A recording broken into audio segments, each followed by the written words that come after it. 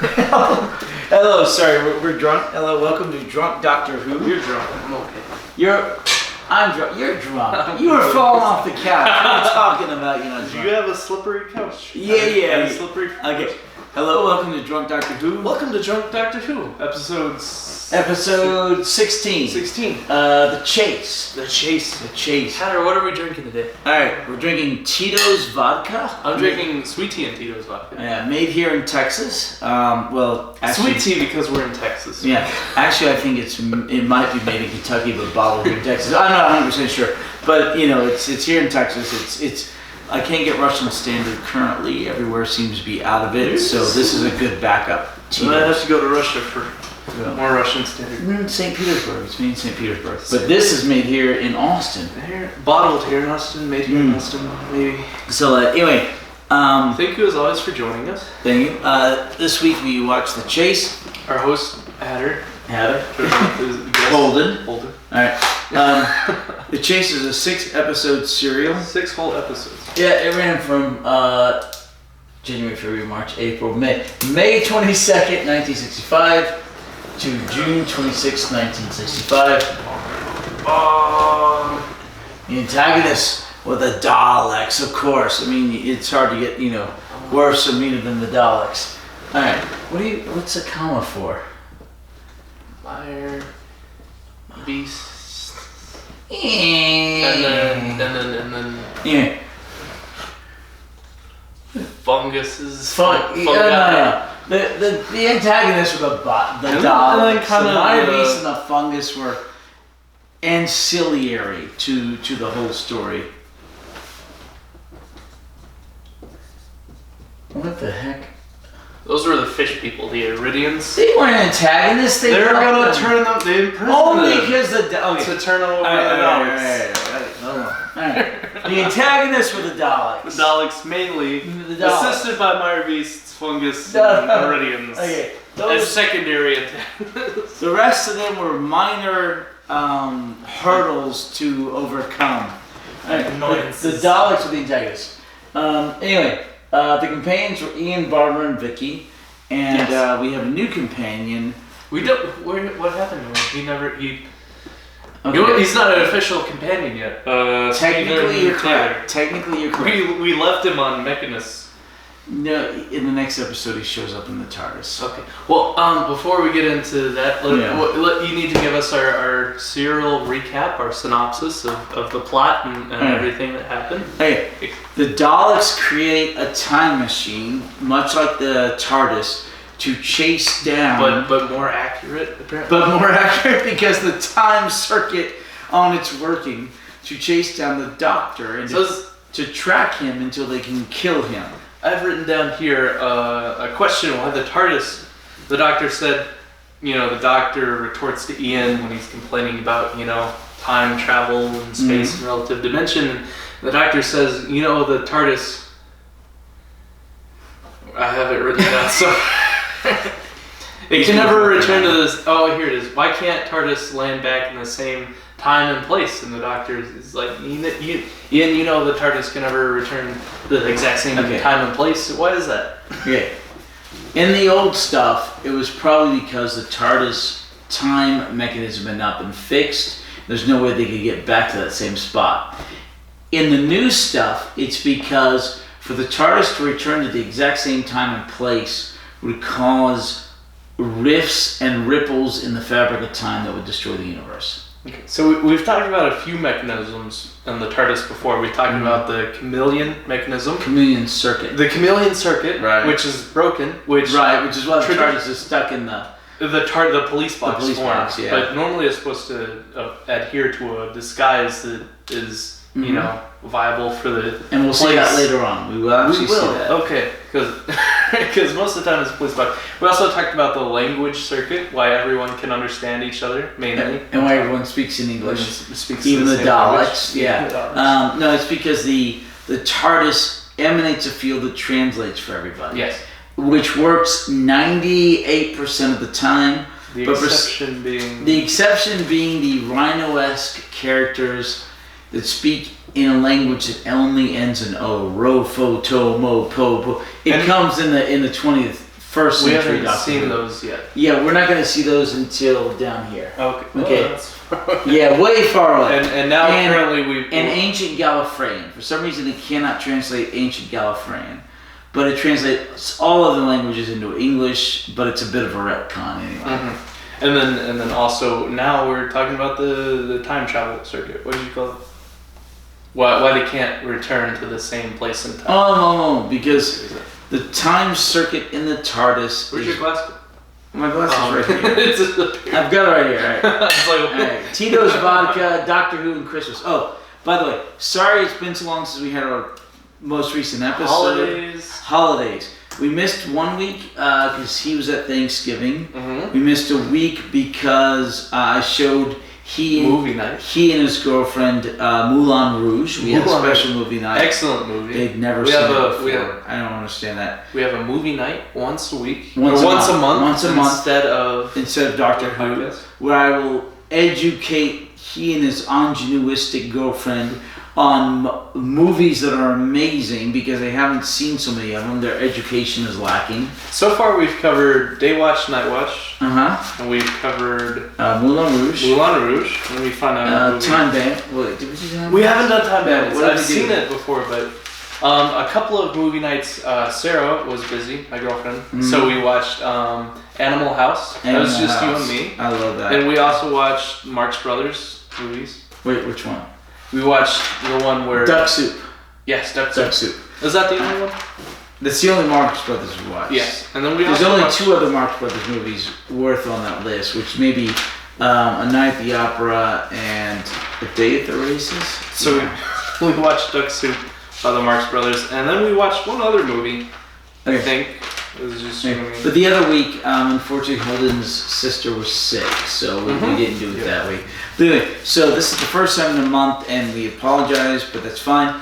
Next week, we will miss for Christmas Eve. The week after, we will miss for New Year's Eve. The week after that, on January 6th, we may miss for another movie, which means January 13th or 14th, we'll finally be back again.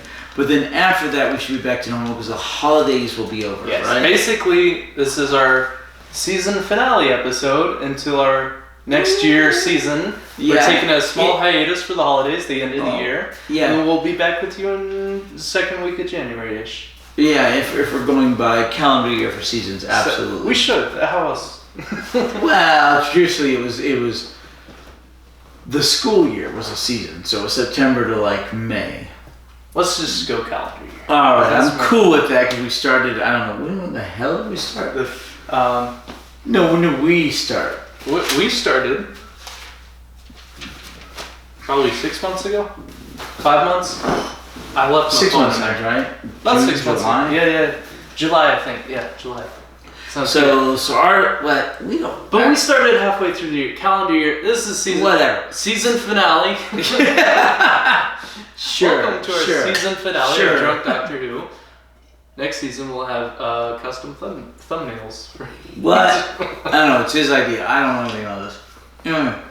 He's young. He knows what he's talking They're about. so cool. We Seriously, you we did. superimposed her faces onto Hartnell. Oh, and, he did and this. Ian. It was funny. I'm Hart now because I'm older. He's Yeah. Ian because he's Yeah, younger. it's Ian with his telescope and his notepad. I thought it was funny because I have a notepad. Okay. All right. Anyways, You're giving us our synopsis. synopsis. Yeah. All right.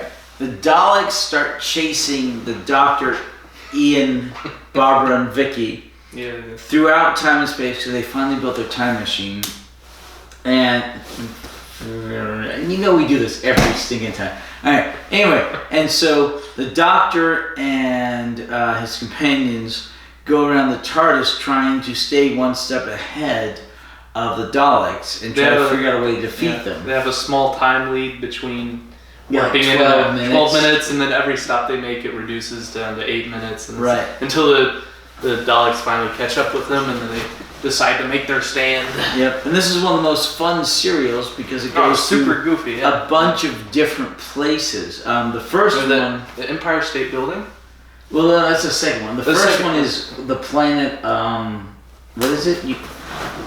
You have notes. What's the name of the planet? And what's the race that's there? Oh yeah. The Iridians. Iridians. I don't know Iridia. I was waiting for them to name the planet so I could write it down, but I never caught the name of the planet. But let's just assume Iridia. But it was the Iridians that were the native species there. They're like a fish-like humanoid creature, and they also had the mire beasts, which dwelled at the bottom of the ocean. They're very octopus. And when the two suns all of a sudden they got closer and closer, the two suns that rotated the planet, it eventually dried up their ocean world, whereas a desert. And then the mire beasts that dwelled in the caverns at the very bottom of the ocean, they started feeding on the Iridians and invading their cities, which were kind of built into the tunnel system. Because all the fish and everything is right up in the ocean. So they're trying to... The Iridians were not a very combative species. They didn't have much weaponry.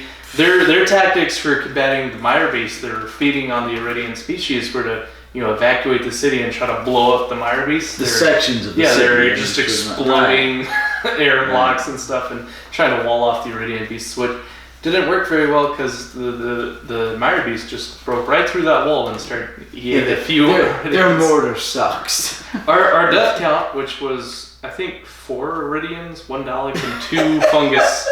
I was writing the death count. Really? It was 3 or 4 Iridians that died because we had the 2 Iridians that were enslaved by the Daleks to dig up the TARDIS. Okay, yeah. And then they shot those 2 Iridians. And the one that the mire beast another Iridian died to the mire beast, and then there was one other humanoid death that I don't remember who it was, but I wrote it down. And then 1 Dalek died to the Frankenstein. Oh, first the trap. Was it? Yeah, the trap first. Okay. Well, we don't know if he died or not. He fell into a cliff. Oh, he died. Well, Ian said, good luck getting out of that. We don't know if he died. He died. couldn't get back up out of it. Okay, hold on. Okay, so they go to Iridia with the Iridians. It's a desert planet. We're not sure what it's called. The desert planet. And they wander around. And anyway, Ian and Vicky get kind of captured by the Iridians, helped and then captured. The Daleks show up. The Doctor and Barbara eventually, they get captured by the Iridians, and eventually Ian and Vicky find them. Anyway, so the Daleks tell the Iridians they have to turn over the Doctor and Barbara, but Ian and Vicky save them. This ultimatum. Right, the ultimatum. I have a question about the Iridian planet. Okay. They have those dark, petrified figures on the surface. We have no clue what those are. Yeah, they look like. Okay, never mind. They never explain that. They never explained it. Never. All right.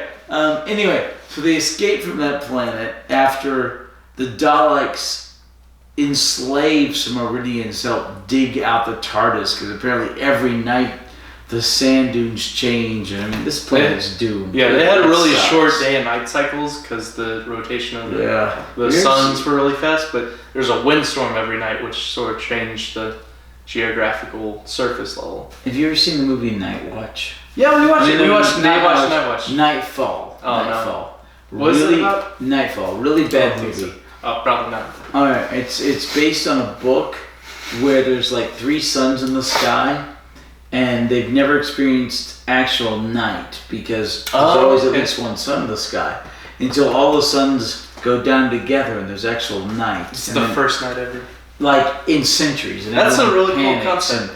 It is. Alaska is kind of weird because it's on a certain part of the globe where there's a certain season where the daytime is 4 hours, and they get 20 hours of nightfall before the sun comes back up. Mm-hmm. Just how Alaska's placed on the globe. Right, and then the other side. That's such a weird concept where you only get 4 hours of daylight. Right. But this is a really bad movie, but there's no metal. Their weapons are made out of selenite. It's the crystal you showed me. Yeah, exactly. The selenite crystal. There's a Doctor Who episode where they're using selenite as type of weapons. I think so. I don't remember. Anyway, so they escape this planet, and then they're traveling in time and space, and they end up on the top of the Empire State Building. Yes. In 1966. That's very. Yeah. Right. Sorry, 1965. They're poking fun at Americans. Right. They're poking fun at the Americans. Bizarre. And this is 1965. Description. They end up on the top of the Empire State Building, and there's a guy, an Alabamian hick, and he's played by Peter Purvis, and to great success. The tour guide was very, accented and exaggerated. The British cannot do an American accent. He had accent like a Boston accent. And then the old lady with her feathered hat, they were making fun of her trying to take her. To be fair, in the 60s, there were a lot more guys. Anyways, I thought it was funny. So they go to the Empire State Building, and the Doctor and his companions escape, and then the Daleks show up, and they escape. And then they end up on the Mary Celeste. It was... Remember we were talking selenite weapons, the right. crystal? It was the wet planet with the hornet creatures. They had like the selenite swords. True. Alright. Anyway, after the Empire State Building, the Doctor and his companions, this is one of the serials that has the most...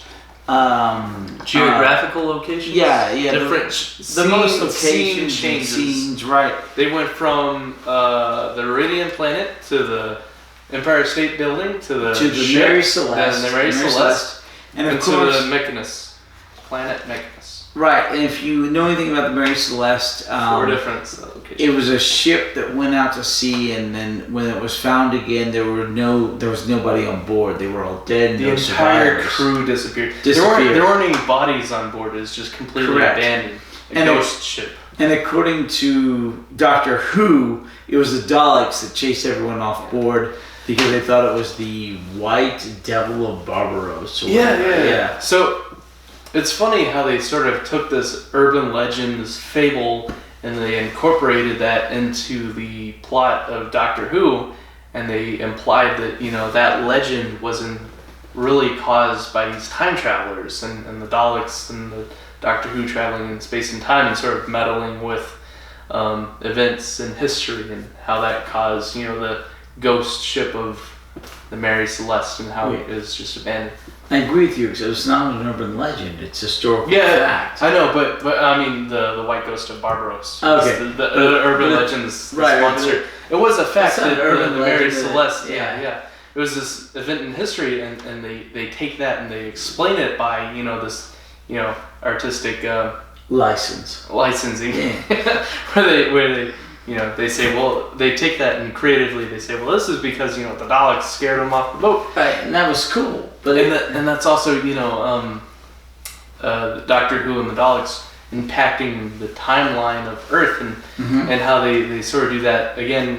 Very famously, one of the calling cards of Doctor Who is how they incorporate the TARDIS with Van Gogh's Starry Night painting. He painted the TARDIS. That's so much later. And how they it's like way down here, and we are way up there in that whole beginning. Throughout the history of Doctor Who, they sort of have this Whovian impacting events of Earth and the timeline, and how and they also historically they explained that you can't change fixed points in time. What do they call it? Critical fixed points in time. But they also have subtle changes where they impact the crew jumping off the ship and that causing the abandoned ship of the Mary Celeste and Doctor Who's painting, Van Gogh's painting. Did they ever take urban legends or myths or historical events that are unexplained, and do they sort of try to explain that by inserting Doctor Who, meddling, or the Daleks, and take this event that's unexplained and explain it to the show? They just did it. With but did they do that again? Is that a thing that comes up again? Do they take licensing from fables and urban legends and unexplained events in history? Yeah. That's cool. I like that a lot. Right. I think it's a lot of fun how they. Right. Anyway, so after the Mary Celeste, they go to Mechanus. And it's a heavily vegetated planet. Yes. And they have to fight the vegetation, and they have the fungi. The antagonist of the fungi. Alright. Why was the mushroom so popular at the party? Because he's a fun guy. Yeah, exactly. Alright. So they go to the planet Mechanus, and the Daleks chase them there. Sadly, 2 fungus died in the making of the cereal. They got shot by the Daleks too. Several did. Anyway, I like how when they first showed up on Mechanus, Ian was just punching the fungus and make him deflate a little bit. I like Ian, I do. And then Susan kept Vicky. Vicky kept Susan getting, is gone. Yeah. Fungus kept trying to eat Vicky, and she'd faint or something. She would crawl down the ground and roll out of the way. Yeah, the first time she did that, and the second time she was totally passed out. She had fainted. Anyway, so the poor Fungus. I felt bad when they got punched and shot. by the Daleks. Well, they got punched by Ian and shot by the Daleks. Two of them. So that added to her death count. The Doctor and his companions end up in a cave where they hole up for the night, waiting. What? We forgot about the museum where oh my gosh! Yeah. Dracula. Okay. So sorry. Dr. Before that, after in between the Empire State Building and Mechanus, they go to a museum. It's not a museum. It's an exhibition for the Ghana World Fair in 1965 or 66. Yeah. Let's take a shot. Let's finish off. Gambé. Banzai.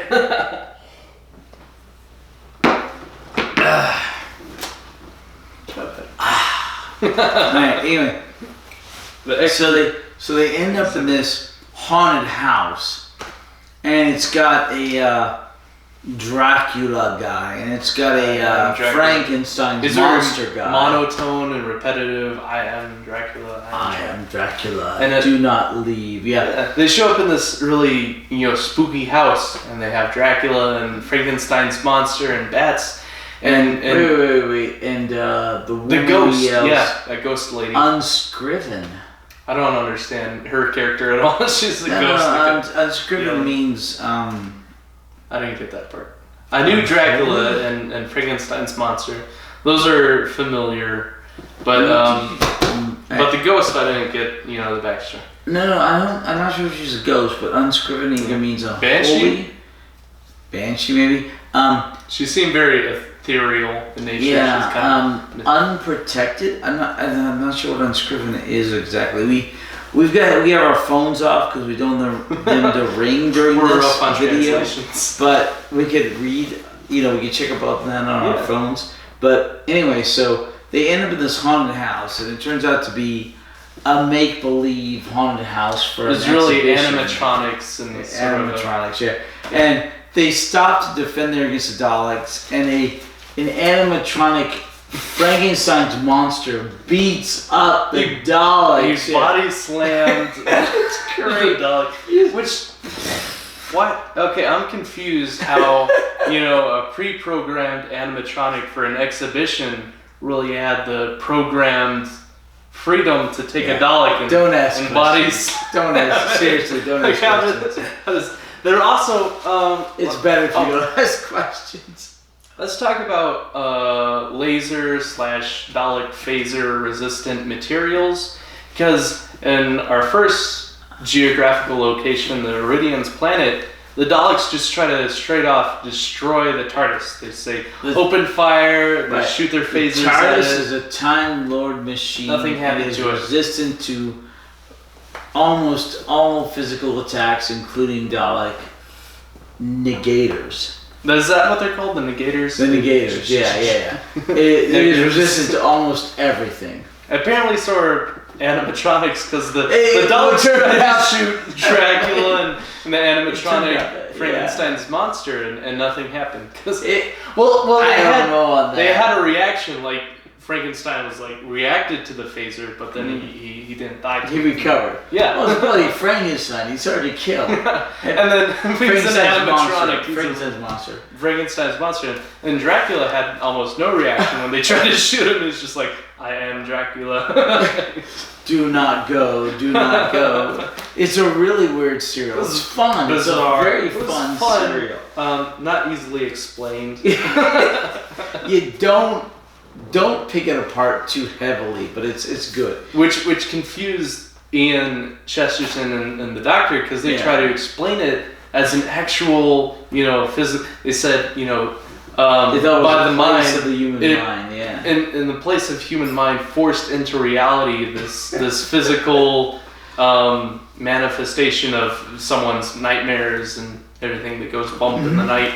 but really it was just a museum type of bumpity. Doctor says, yeah, but it was just a fun house, a haunted house. Anyway, they ran away from that location, and the Daleks followed them after one of them got body slammed by an animatronic. One or two of them, yeah. And then it went to Mechanos. And which on is Mechanos, an overgrown fungus planet. Right. They ended up fighting the Daleks on the floor level, and then they get saved by a mechanoid, which took them to the city up at the top in a lift, in an elevator. Yeah. And then they were there as Inhabited by the Mechanoids. Right. Which originally Mechanos was a planet that was going to be colonized by humans, Earth. yeah. Humans from Earth. But then they said that whole plan of colonization got interrupted by intergalactic wars. Were they referencing the Daleks' invasion of Earth, or what intergalactic war were they talking about? We have no idea. They never go back to that or explain it? No, they don't. But Even we the don't know the person- timeline. The problem is we don't know the timeline. But Taylor, what's his face? Never explained. Steven Taylor. Stephen Taylor, Right. he said, intergalactic. He's from that timeline that was trying to colonize Mechanos and was, involved in that same generation. Purvis. The actor. Right, Played he's the the actor. Alabamian. Steven Taylor. He plays the Alabamian, and then he plays Stephen Taylor. Steven Taylor. He's awesome. He is with Doctor Who for a while. He becomes spoiler, becomes a companion in the very next episode because he's stuck on the TARDIS at the end of this serial. To replace Ian and Barbara, who at the end get returned to their own timeline. Oh my goodness. I know. Goodbye, Barbara and Ian. The last of the They companions. finally got home. They did. They got That's home. a bittersweet. We're sorry to say goodbye, Right. but I'm glad they made it home. 2 years from Yeah. when they left. But the last of the original companions finally made it home, and Yeah. it's sad. And Well, it's Susan good. never made it home. She's just kind of made a new home. Susan made it to a new home, but with yeah. the new Anyway, but boyfriend. Peter Purves as Steven Taylor, he is a good companion. He sticks with the Doctor for a long while, and then eventually he leaves. But he ends up being part of a show called Okay. no, The actor or the character, Steve? the actor. The actor. He's okay. So it's the not actor is- another spin-off like No, Robo. the actor's with Doctor Oh. Who for a while. Okay. Once he leaves, he's part of a show called Blue Peter. Okay. And that show is a show for children in the BBC that does a lot of stuff with Doctor Who because of... And currently, Doctor Who's also a children's show. Right, because of Peter Purvis's role as an ex-companion on Doctor Who. So And they it's do like a whole within bunch the of same- cool stuff. Are those two shows interconnected? Like, do they share a... Somewhat, yeah. I mean, K9 shows up on that. Yeah. You'll understand that. Come on. I don't think I will ever understand. Blue Peter, K9 shows up. I mean, a bunch of other companions. K9 shows up on Blue Peter. So that makes it Doctor Who canon. Not exactly, no. Because K9 is a spin-off of Doctor Who, and Blue Peter features K9, which is a spin-off of Doctor Who, which makes it kind of interconnected. Even though they don't have the rights, because K9 is not technically BBC canon, because they don't have the rights to Doctor Who. That's why his memory got wiped, and he never references Doctor Who. But he's a character from Doctor Who, which still makes him canon, which when he shows up into Blue Peter, that would make Blue Peter canon. Okay. Doctor Who. K9 is a companion during the fourth Doctor's run. Yes. Tom Baker. Tom Baker. K9 and Company is a spin-off series that only had the pilot episode right after the Four Doctors run. K9 itself was a nigh canon, basically canon show that happened in like 14, 15 or 16, I forget which year, in Australia. 2014? 2014, not 1914, 2014, 15, 16, and had one season. But the point is, the character of K9 and several of the companions of Doctor Who show up in Blue Peter, which was a children's show, as sort of a talk show and a variety show based for children, but was done during the the 70s and 80s, but was hosted by Peter Purves, who was Steven Taylor. Super confused. Yeah, I'm too drunk for this explanation of characters and actors Okay. and the shows. The actor who plays Steven Taylor, right? Peter Purves. Peter Purves plays Is the Steven actor Taylor. Steven Taylor in the show, who is the new companion to replace Barbara and Ian, Mm-hmm. right? Yes. Once he leaves Doctor Who, he goes on to be a host in a show called Blue Peter. A host. What kind of show is this? This is a variety show for children. A variety show for children. Yeah, the British have such things. And in this variety show for children, he, as an ex-companion of the Doctor, has access to special things from the show Doctor Who. Including K9. Including the companion K9, including other companions, including an inside line to the show. Which makes him canon. He is a character variety show is The canon. variety show is not Doctor canon. Who He is a character as But you said companion. what's within the BBC is canon. No, I did not say that. I did not say that. Okay, Blue Peter is not canon. Doctor Who's canon, K9 and Company, all that's canon. K9 and Company includes Blue Peter. No. He's company because he accompanies K9 with the K9 and Company was a spin-off show that had a whole one episode, the pilot, which included K9, Sarah Jane. You'll meet her later. She's like probably the most beloved The companion. No. Oh. No. That's Amy. The girl that's from The Pond. Office. Not that girl. Never mind. There's two redheads. Yeah. Girl that's from The Office, and then there's another girl. I don't know The Office. Anyway. It's real awkward humor.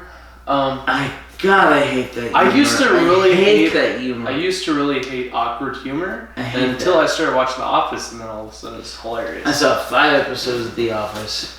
Couldn't stand it. I It's- wanted to destroy the disc. It's super cringy, but at the same time, it's super hilarious. But you also get involved with, Jim and Pam's. No. Yeah. No, I wanted to destroy the disc and return it. Anyway, so I used to think the same thing, but then all of a sudden, overnight, kind of how your taste buds change. I used to just absolutely hate pickles. Now all of a sudden, I love pickles. Can't have a sandwich, can't have a hamburger without pickles. I'm a big fan of pickles. I used to hate them. My humor is the same way. I used to hate The Office, the awkward humor. I was like, ew. But all of a sudden, I fell in love with The Office overnight. I was like, this is hilarious. I don't know what happened. My humor changed. My taste buds changed. Yeah. Every 7 years, you regenerate every cell in your body. You're an entirely new person. It changes your taste buds every 7 years. Apparently, my humor also changed because out of nowhere, I really adored The Office. that explains regeneration, Doctor Who. Right. Anyway, Did you know I'm a Time Lord?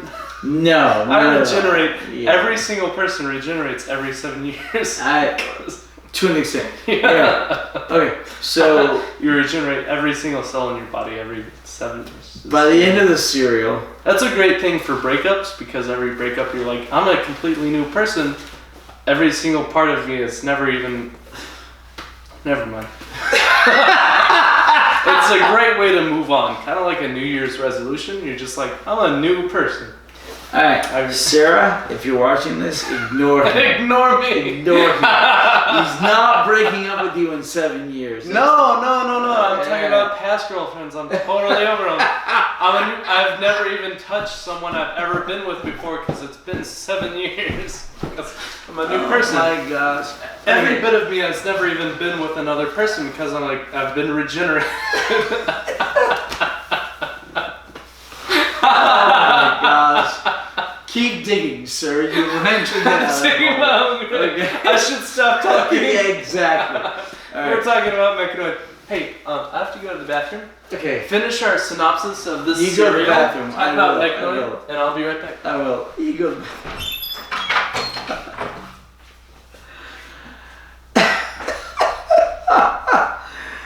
Okay. So the Doctor Ian, Barbara, and Vicky manage to escape from the Daleks, partly thanks to the mechanoids, partly thanks to Stephen Taylor, and because they're on the planet Mechanoid, and the mechanoids help them. Anyway, so there's an opportunity to capture the Daleks' time machine, which they do, and there's an opportunity to send Stephen and Barbara home. It's a 50-50 chance whether or not they'll make it, but the Doctor programs the time machine with the appeal of Barbara and Vicky, and he sends them home. And they actually manage to make it back to England, London, 1965. And so at that point, Ian and Barbara are back home. And the only companion left with the Doctor is Vicky. In the next episode, we will see that Stephen managed to get on board the TARDIS, trying to escape from the city of Mechanoid, and he becomes a new companion. But, not yet. He'll be a companion next serial. Anyway, the Doctor gets away. Ian and Barbara get back home. Yay! And just the Doctor, Vicky, and next serial Stephen. And the next serial is called. Let's see. The next serial is called. Normally they give a prelude to the next serial, but I don't remember them doing this. They didn't really in this one. Can I just apologize for how long it's been since we had a podcast? Because I've really missed this. It's been I haven't laughed this hard in a It's good. It's good. We need this more often. There's holidays and family compulsions in a week. Well, that's a good thing. I don't regret that. But this is fun. I enjoy this. The next serial is the Time Meddler. And Meddler. It's the last serial of the second season. Second season. Hey, right, so that's funny because we're finishing up our first season. Essentially, Doctor Who first season. Okay, essentially, yeah. Can I be a little off topic? Did you finish your synopsis of the serial? Essentially, yeah. Okay. Can I bring up something a little off topic? Right. Urinals. Let's talk about urinals for a second because. Okay, so toilets. This is my own personal opinion. Feel free to disagree. In my own personal opinion, urinals are very masculine because they're specifically designed for men in men's rooms for the standing. Excuse my language and this graphic content, but urination is what the urinal is designed for, and so that makes me view toilets as very feminine. Even though they're made for number 2, which is unisex, both men and women, it's also more women rely more on toilets because they sit and they urinate. We use toilets too, but yeah. Yeah, but we stand when we urinate. But can I just applaud the recent advancement in urinal technology? Because they have these what do they call them? Urinal pads. You have the pads and then you have the urinal cakes, which help the smell. Because some urinals flush, but other urinals are kind of non-flush centric, where it just drains and it saves water. Yeah, it just drains, but there's not really a flush because it just drains. But they put the urinal cakes to help with the smell. But also they have the urinal pads. You know what I'm talking about? Those sort of. Moderately. The mesh smell. You go into a public restroom, urinals. You have the sort of mesh urinal pads. Recently, they've really changed urinal pads in a way where they're either a honeycomb shape or like a spike shape, where it really it absorbs it foams up where it doesn't splatter anymore. Right. And I really regret that the toilets, no matter what. It's really splatter centric. Urinals, now that they have those urinal pads with the honeycomb shape or the spike shape, they don't splatter at all, which is awesome. They just foam up and no splatter, no mess. You don't get any mess on your shoes, no mess on the urinals. It's very clean. Toilets don't have that. They splatter. You have to either aim for the edge to where it doesn't splatter, but then you get it on the rim. under the seat. It's very messy.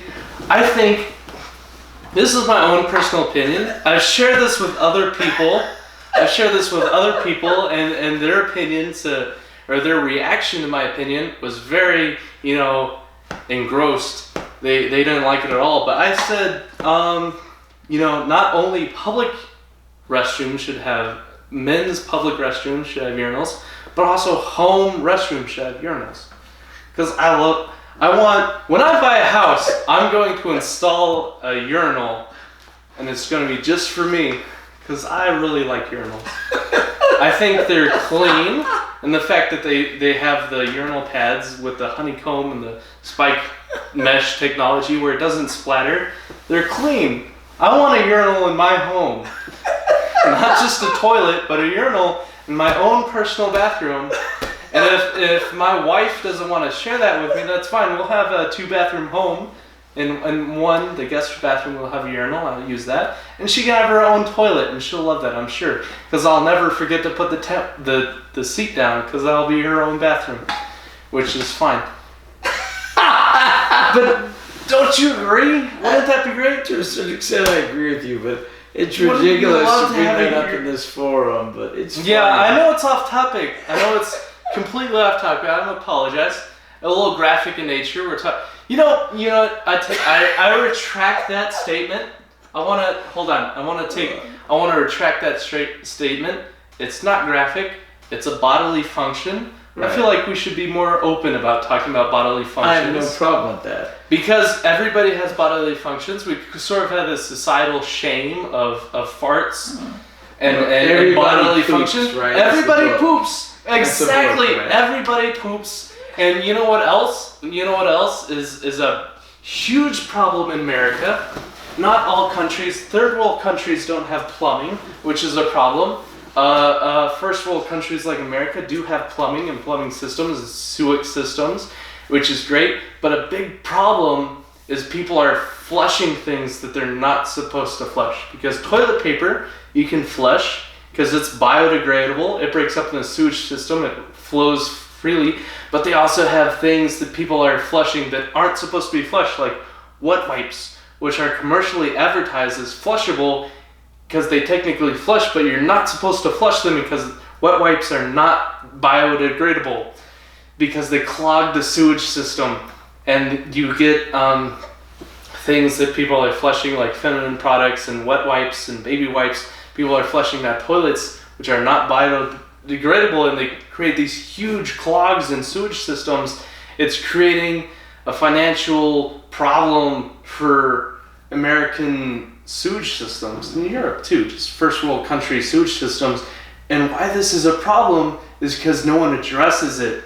And because there's this stigmatism about talking about bodily functions and sewage and bathrooms, because no one wants to talk about it. They view it as potty language and not socially acceptable. You can't talk about bodily functions and poop. Because it's gross. Okay. If you have septic tank, things are different. Septic tanks are also bad because they back up too. You have septic because you cannot flush wet wipes and feminine products and other things in septic tanks. Well, you wouldn't want because they don't biodegrade. People think that's strictly a septic tank problem, but that's a problem with all sewage systems. You're not supposed to flush wet wipes, even though they're commercially advertised as flushable wipes. Do not flush your wet wipes. Where the hell is this coming from? They don't. What is the origin of this? Well, me going to the bathroom just now made me think of it.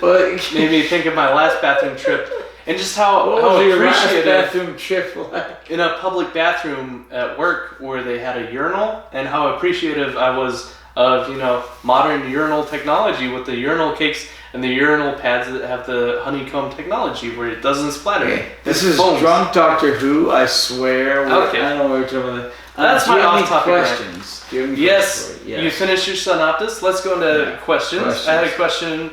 Episode 1, the executioners, where the docs are pursuing the doctor and his companions. Right away, we have the doctor fiddling with his, his What did he call it? Time path detector Yeah. thing. The visualizer, the time path visualizer, kind of is time television. Yeah, there's this great visualizer television thing, which You just tune into historical events like the Gettysburg Address. Right, because apparently light. Okay, there is truth. There is somewhat physical truth to this. Hypothetical theorization truth, not proven science. Seriously, radio waves and TV waves are carried out into space ad infinitum. That part is true. We have NASA sending out. They sent out radio signals of humans and saying we come in peace. Right. Alright. But anyway, so ad infinitum, in theory, there is radio waves and TV waves going into space Latin? Forever. Yeah, it means forever. Ad infinitum, forever. Okay. Anyway, so they go out there forever. Anyway, so, but the Doctor builds forever. Forever. Like they never just dissipate, or no, it's space. There's nothing. There's no resistance. There's just a signal that goes out forever. Forever, right? Because space. We don't even know that space is forever because we've never reached the end. We don't. Theoretically, space is endless because we haven't found it. The universe keeps expanding. Theoretically, it keeps expanding. We don't know, do we? Okay. Do we know that it keeps expanding? How do we prove that? I agree with you. In theory, it keeps expanding. Anyway, I feel like the common American has no, because there are these scientists that say, "Hey, we just discovered that so and so is this," and then the entire population goes, "Yeah, okay, you're a scientist, so we trust you," because they have no idea. They're like, "Hey, by the way, dinosaurs probably used to have feathers," and they're like, "Yeah, okay, we trust you because you're a scientist," because people just accept whatever scientists say as fact because they have no way of arguing with them. Yeah. So people say, "Hey, space keeps expanding." We as Americans go, "Yeah, okay, that's probably a fact." But okay, hold on. Anyway, so the Doctor builds this visualizer. You can see any point in space. At any point in time, you can see the visuals of it. So where they view the Gettysburg Address. The Gettysburg Address. Yes, there's recorded by light particles, which they converted to energy and put onto a projector. The time and you see Abraham Lincoln giving the Gettysburg Address. They also tune into Queen Elizabeth I talking to Shakespeare. William Shakespeare with the conceptualization of Hamlet. And talking about Hamlet, but what was his name? What was I his don't name? remember. The guy on the side. Not important. He was important. No. Yes, he was. Not within the context of Doctor. Not within the context of he was important with the context of that. Anyway, but anyway, the Doctor builds a visualizer. It never, ever shows up again in all of Doctor Who. Yes. I wish it did, because then they'd check in on old companions and stuff. That'd be great. But it doesn't. It does not. Anyway, it's a shame. So the Doctor builds a visualizer, and it sees the Daleks. Sees the Daleks coming after them, coincidentally, wonderfully. I had a question about that. How did the time visualizer tune into the Daleks' plans to hint? It warned the Doctor and Barbara of the Daleks were coming for them. How did that all of a sudden happen to just tune in and warn them of the Daleks' plans? The short story is because of plot. Because how the time visualizer worked, they inserted these chips and then they put in a time and a date and a location. The long story is that the TARDIS is sentient. So the TARDIS is sentient. Them. Right. The TARDIS is self-preserving and looks out for the Doctor, and this is more exemplified over the course of Doctor Who. And the TARDIS, the original Doctor Who, or the all of it, all of it together, all of it. And the TARDIS looks out for the Doctor. The TARDIS is sentient, and the TARDIS was helping the Doctor save the Doctor and the TARDIS through the actualization of the visualizer on the Daleks. So at this point in time, does the Doctor know the TARDIS is sentient, or does he figure that out later on, or does he retconnedly know that the TARDIS is sentient later on? Bit of both. Okay. Yeah, but seriously, it's complicated. So- as much as Doctor Who is.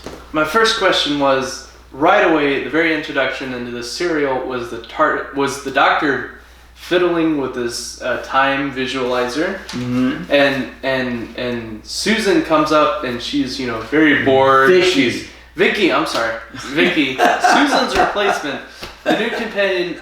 Vicky comes up. She's very bored. Yeah. They're traveling in time. She's whistling. She's handing the Doctor stuff. She's whistling. She's getting on the Doctor's nerves. The Doctor, he's very sassy. He's very temperamental. He's like, "Oh, quit that confounded whistling." Mm-hmm. Is the Doctor always characteristically temperamental, or does he change characteristics over every regeneration? Yeah. Or is he kind of the same person over each regeneration? Each regeneration is different. Each regeneration has different characteristics. The first Doctor is very Different personalities, different... Yes, characteristics, different aspects. Okay, picture a diamond, right? Each side of the diamond is a different facet. Each facet will show off The different... diamond looks exactly the same to me. No, okay, picture an imperfect diamond. An imperfect diamond. Each facet will display a different side of the character, a different side of the diamond. So, if it's imperfect, This comparison's going over my head. all right. Let's say you are 30. Okay. I'm not. I'm 23. No. Let's say. Don't tell them I'm 30. No. That makes It's not 30. It's an example. Okay. All right. I'm 50.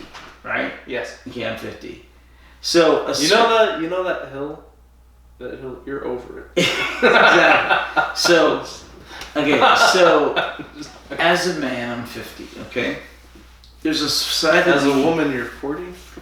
There's a woman I'll be 70. All right. As a man, I'm 50. All right, but there's a side of me that's a rapscallion from New Orleans, Okay. There's a side of me that's a good Christian man. Amen. Okay. There's a side of me that's a gamer.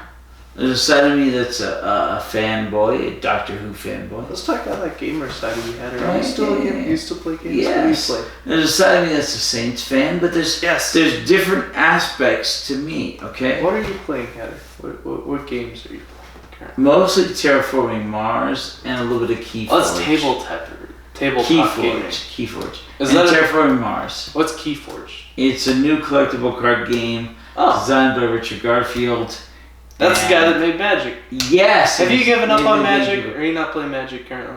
I've given up on Magic thanks to Wizards of the Coast stupid policies with Magic. So you're not even playing Magic anymore? I have not played Magic in over a year. I played Magic with you one Friday night. That was Many during years ago. That was during Kaladesh. You made that mono green energy deck, and you tested it against my black white spirit deck. It was still standard, but it was like more Innistrad standard, and you're using Kaladesh cards. That was a lot of fun. Cool. That was before we started the No, podcast. I have gone for Magic, That's called Knuckles when you keep punching each other's and I fists have no until- problem with that. You That's say, what "Oh, men do. Yeah. Yeah. Anyway, but I don't know pain threshold. Anyway. Anyway, so there's different sides of me. Mhm. There's different Like sides. a diamond, an imperfect. There's diamond. different sides of the Doctor, and each regeneration, each incarnation of the Doctor is different. Including a woman. Modernly, yes, the 13th incarnation of the Doctor is female. I don't like it. So does but that I will mean accept Time it. Lords are gender neutral? Okay, only in the modern definition of them. In the 21st century, Stephen Moffat. That's why we have a Moffat bucket. Stephen Moffat decided that Time Lords could be transgender and they could switch genders, and the Doctor has in the most recent incarnation. They hinted at that switched to a from the woman. 10th Doctor into the 11th Doctor. They hinted that. They hinted at to set up for the 11th Doctor. The 10th Doctor mentioned it in an episode written by Neil Gaiman, of all people. Neil Gaiman. Gaiman. Yeah. The author, Neil With Gaiman. a G? Right, Gaiman, yeah. Gaiman. Anyway, he wrote an I like episode in which the Doctor said that the Saracen, There's a possibility of him regenerating. right, the Saracen had regenerated into a woman, and whoa, what a woman Left she was, field. you know, yeah. And that was the first time in all of Doctor Who history that it was indicated that Time Lord could regenerate into the opposite gender. Mhm. And many years later, the Master, Mhm. you'll meet the Master. Another Time Lord? Yes, An Doctor's nemesis. Antagonist? A Moriarty to the Dr. Sherlock. You'll meet the Master about there. Alright, so we talk about the Doctor and how he's the protagonist of the Doctor Who show, Mhm. and different antagonists. We have the Daleks and the Master, and then the other antagonists. That's kind of like Batman and his different antagonists. There's the Joker and Mr. Freeze and the Penguin. Is there a main antagonist? Like Yeah. are the Daleks and the Master. Alright. And the Cybermen. Those would be the main The three. three. Is there like a number Daleks, one Cybermen, Master. antagonist that takes It's gotta be president the over? Daleks. It's the Daleks is like Gotta be the the Daleks. main. They were the Volunteer. second serial of Doctor Who, and they've been there the whole time. Cool. Yeah. Cool. What other questions you got? All right, so that finished episode 1, the executions. Episode We talked about the one. temperament of the Doctor and the time visualizer. Episode 2, the death of time. We talked about the Iridians and the native fish people of Malson. Oh, never mind. I thought that was what the planet was called. That's just one of the fish people is called Malson. Was one of their names. We also talked about the Mire Beast, the octopus type of squid-like creatures. One of the questions I had from episode 2 was when the Daleks were trying to destroy the TARDIS.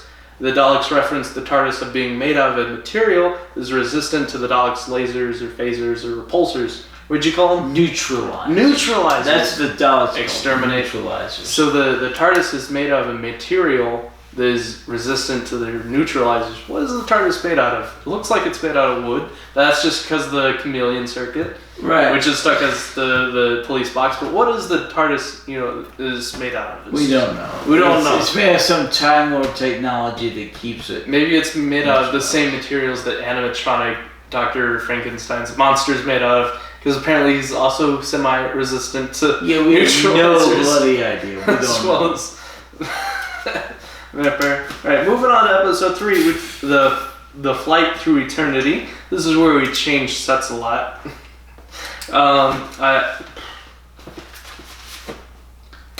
You wanted to remind me to ask you about the Empire State Building. You're going to tell me something about the... The Empire State Building.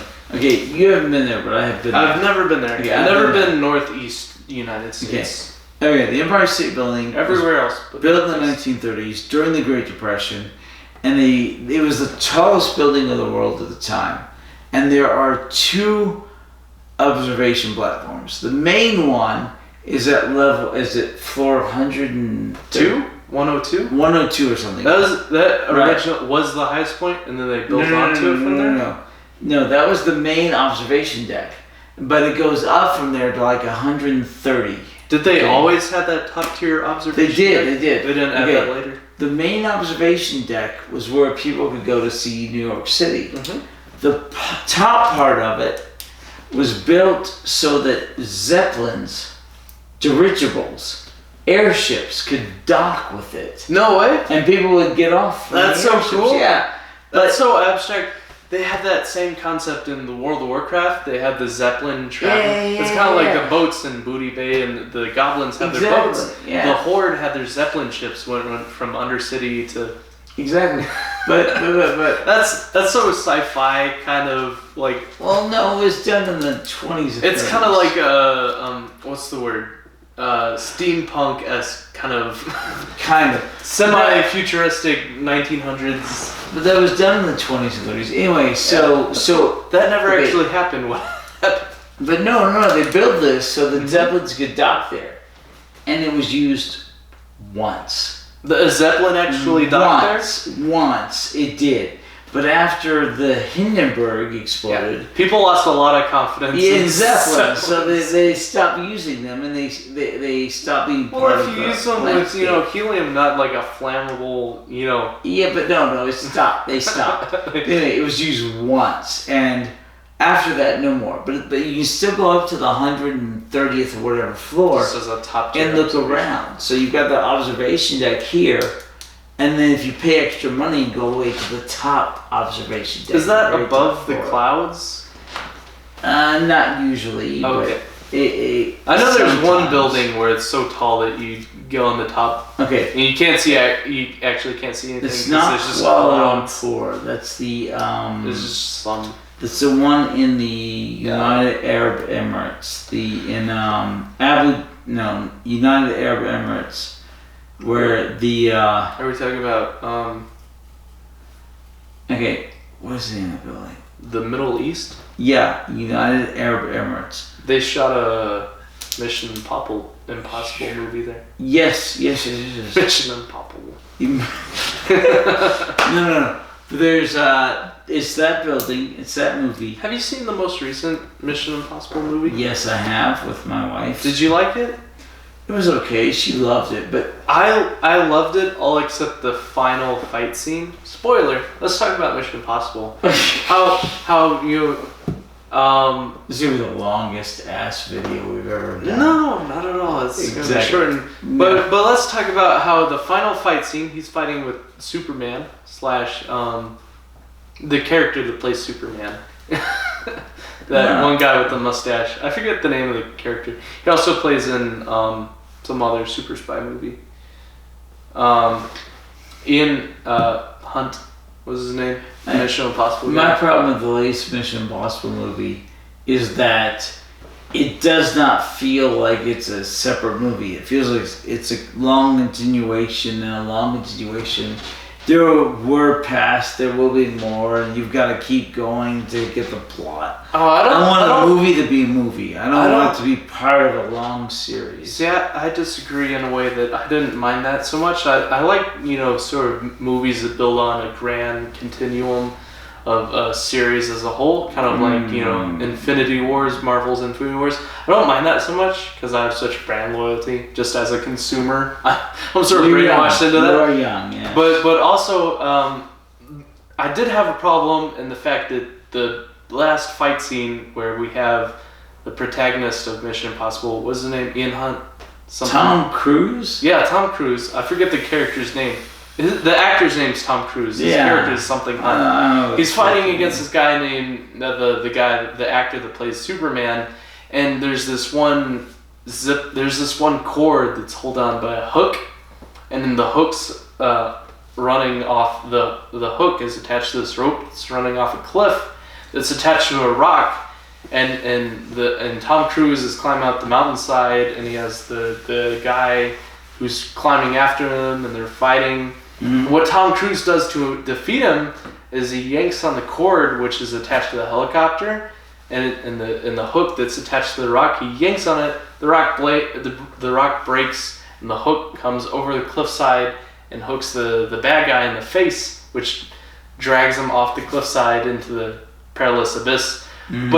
But when you're thinking of it objectively, that's just not how physics work. Because if you have a cord on a hook that's hooked to a rock, and that rock breaks as it approaches the cliffside, it's going to fling that way because of momentum. That doesn't happen in the movie. It just comes straight down, which is odd. The physics of the last fight is very odd, and it really breaks the immersion, and it took me out of the movie. I didn't like it very much. Other than that, I thought the movie was great. If a movie is good enough, you can ignore the physics. Yeah, in this situation, I couldn't ignore the physics. I didn't like the last fight. Have you seen Armageddon? Yes, where they blow up the asteroid that's going towards Earth. Right. The physics suck in that movie. The physics do not work. It's been so long But since the I've movie seen is this movie. so much I don't fun, even I remember. can ignore the physics. Alright, what other questions you have? Alright, so we talked This is about running really long. the material that the TARDIS is made out of that's resistant to the Daleks' neutralizers. We don't know what the TARDIS is made out of. The Doctor sort of references how he may have built the TARDIS. Right. Contextually, it implies in the moment that he did build the TARDIS, but later on it's retconned that he actually didn't build the TARDIS. Right. In the moment, he says that he built the... He said, he was talking about the time visualizer and how the time visualizer's been in the TARDIS, and the quote is, "It's been in the ship ever since I constructed it." Contextually, you take from that it's been in the time visualizer has been in the TARDIS ever since he's built the TARDIS. But retcon, they say, right. the time visualizer's been in the TARDIS ever since he's built the time visualizer, which contextually doesn't really make sense in English. The word "it" is English is vague with its pronouns, and Tom that's a problem with Hank, English. he really felt the impact. Yeah, it's a problem with English. Anyway, so English has a lot of problems, agreed. like Kansas and Arkansas. Agreed. So he says that the Kansas. time visualizer has been the TARDIS ever since he built it. The implication is ever since he built the TARDIS, but it has been retconned, if not otherwise, that he did not build the TARDIS, he stole the TARDIS. He stole the TARDIS. He stole the TARDIS. From the other Time Lord Council? No, he stole the TARDIS from the Time Lords in general, because it was a TARDIS that was parked that nobody was using. So the implication here is that the time visualizer has been the TARDIS ever since he built the time visualizer. Mm-hmm. And we're going with a retcon because it's the only thing that fits canon, you know? Seriously, we have to run with that. I'm serious. It's the only thing. We've also talked about the Time Lord Council in general. No, it's not mentioned here. It's not mentioned here, but we've talked about it in previous podcasts. But it has not existed in canon yet. No, not yet. But we've talked about how the Doctor is granted time travel permission because every once in a while he's called upon to help through certain events. Correct. As the ingenue, only being subject to season 1 and 2, I have no idea. We're almost done with season 2. We're getting into season 3 soon. Let's talk about episode 3 of this serial. Yeah, we'll see the Time Meddler. That's the next series. Oh. Series 17, and then we get to season 3.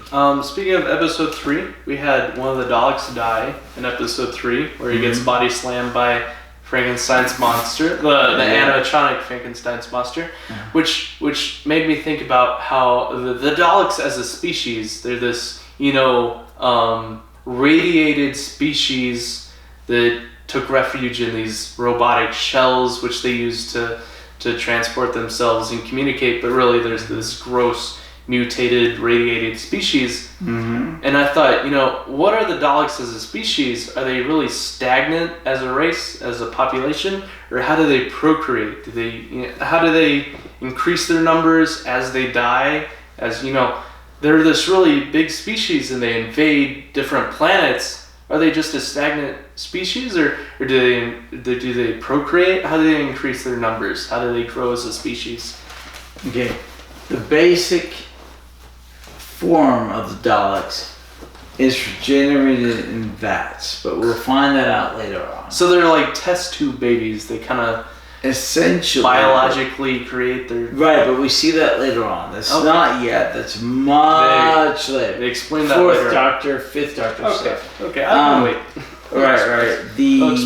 The shells for the Daleks. Yeah, the little robotic Dalek shells that they drive. Those... They can mass create those. Those they mass produce. You'll see that literally as early as the 2nd Doctor. Mm-hmm. So the evil of Daleks. As those have first appeared, they had definite limitations where on Skaros, they had certain limitations to their robotic shells, how they could only travel on magnetic surfaces throughout the Skaros city.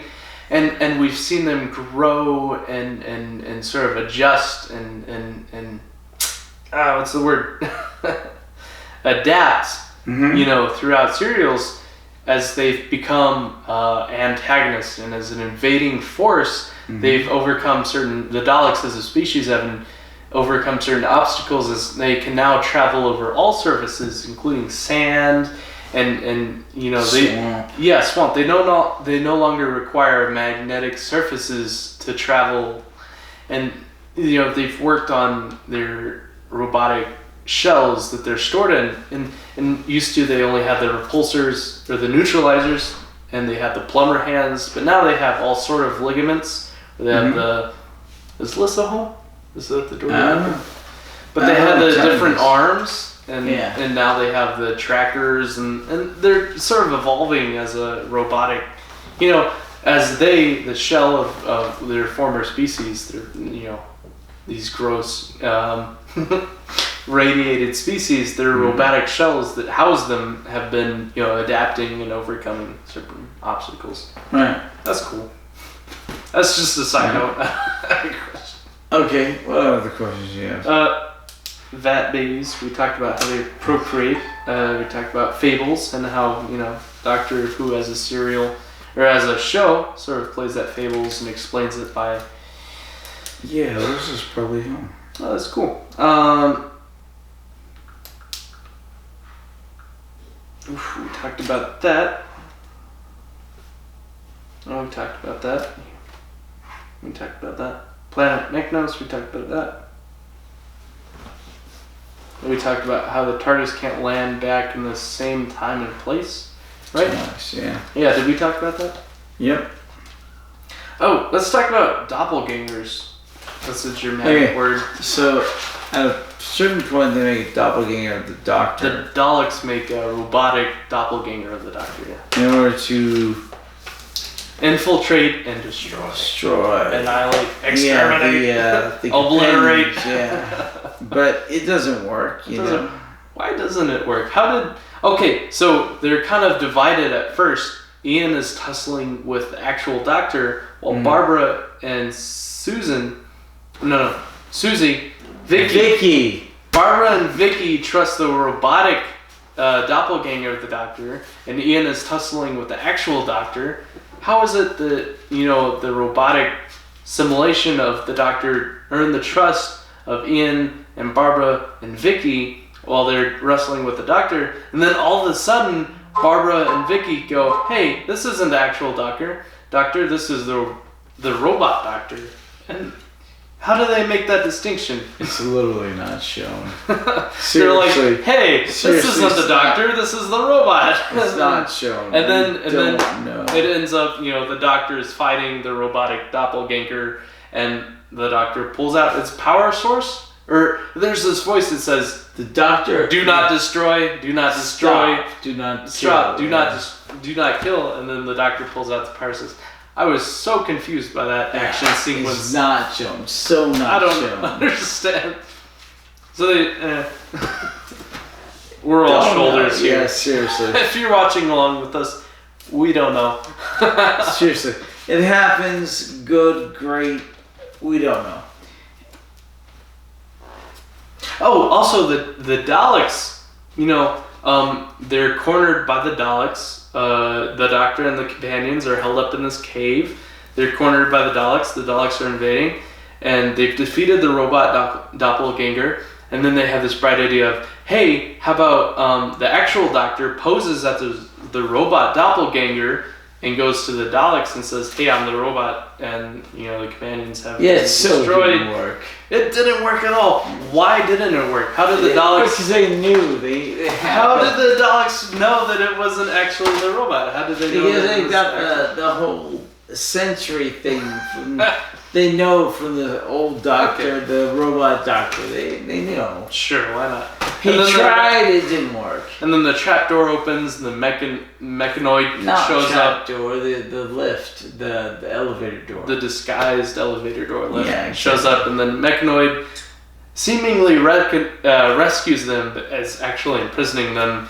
And then we have this awesome old-timey fight sequence between the Daleks and the Mechanoids, which was amazing. I loved it. Even though it was super old-timey and kind of cheesy. But we had the Mechanoids, which were the robots made by Earthlings to colonize the Mechanist planet, which, all of a sudden imprisoned people because they didn't know. There's supposed to be this secret code word that the colonizers were supposed to use to gain the trust of the Mechanoids, but... Exactly. Stephen Taylor didn't know the secret passcode, so he got imprisoned by the Mechanoids. The Mechanoids defending the planet battled the Daleks, which is really cool. This is a cool fight scene to see. Stephen Taylor apparently being the new companion. We don't know yet, but apparently he will be. He's stowed away on the TARDIS. We don't know yet. We saw a very emotional, sensitive side, humanistic side of the Doctor that we've never really seen before, where he's really touched, and he's really bad at goodbyes, you said? The Doctor's very good at it. He hates goodbyes.